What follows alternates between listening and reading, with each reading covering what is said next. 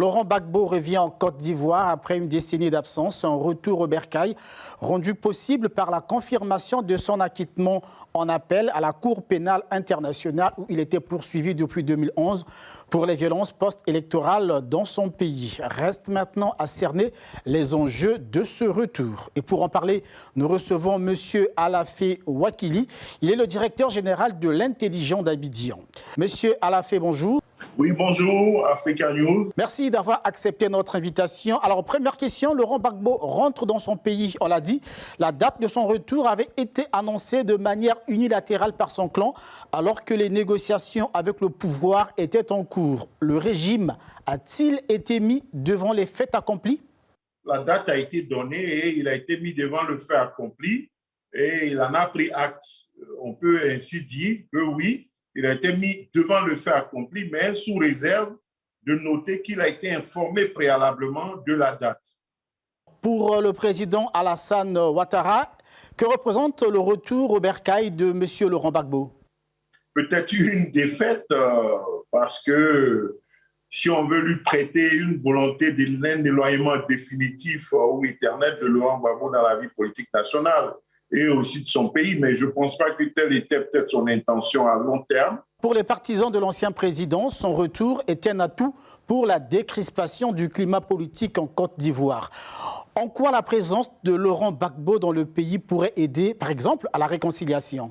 Oui, elle peut aider à poursuivre la réconciliation parce que le sentiment d'exclusion, le sentiment d'injustice, le sentiment de frustration va être réduit. Mais en même temps, ça appelle à plus de responsabilité de leur part pour jouer leur partition dans ce processus d'apaisement. Et donc, les discussions seront plus ou moins directes.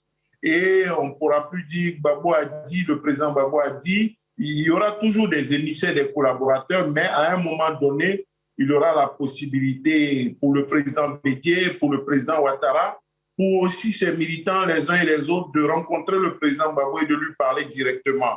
Donc, la situation sera plus apaisée. Laurent Gbagbo regagne son pays alors qu'il avait été condamné à 20 ans de prison en 2018 pour le braquage de l'Agence nationale de la Banque centrale des États de l'Afrique de l'Ouest. Les victimes de la crise politique de 2010-2011 réclament toujours justice. Comment concilier ces aspects avec la nécessité de la réconciliation nationale après ce retour? S'agissant des victimes, effectivement, il y a lieu de se pencher davantage sur leur sort en trouvant des mécanismes de satisfaction durable. Il y a lieu de se pencher durablement et profondément sur la question, que l'on soit du camp du président Laurent Gbagbo ou d'un autre camp. Relativement à la condamnation, je pense qu'il faut tenir compte du contexte général d'apaisement et prendre les dispositions dans ce sens-là. Bien entendu, il y a 3 niveaux sans procédure actuelle. Il y a la non-tentative d'exécution de la décision de justice. Les juges ne délivrent pas de mandat ni d'ordre d'arrestation.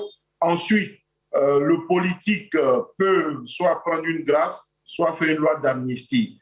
Quel peut être l'intérêt, sinon quelle peut être l'importance de ce retour pour le continent africain cette fois? Justement, l'importance, c'est d'être cet Africain qui est allé à La Haye, qui en est ressorti, qui est venu, et vers qui on vient à Abidjan pour apprendre comment tu as fait, qu'est-ce qui s'est passé, et qui raconte son histoire, et qui fait le tour de l'Afrique pour parler de paix et de réconciliation, pour parler de la dignité des peuples d'Afrique face à tous ces enjeux. Ça ne doit pas être un homme de clan dans une bataille de pouvoir pour la Côte d'Ivoire. C'est cet homme vers qui on doit venir pour être le sage en Côte d'Ivoire, le sage au Mali, qui va au Mali, pas en qualité de président de Côte d'Ivoire, mais d'Africain qui a gagné un combat, qui va au Mali pour parler aux Maliens. Voici le Laurent Gbagbo que moi je veux. Voici le Laurent Gbagbo dont je rêve pour l'Afrique. Monsieur Alafé Wakili, merci de nous avoir accordé un peu de votre si précieux temps. Je vous en prie, toujours disponible pour vous et à bientôt. Merci d'avoir suivi cette interview consacrée au retour de l'ex-président ivoirien Laurent Gbagbo dans son pays.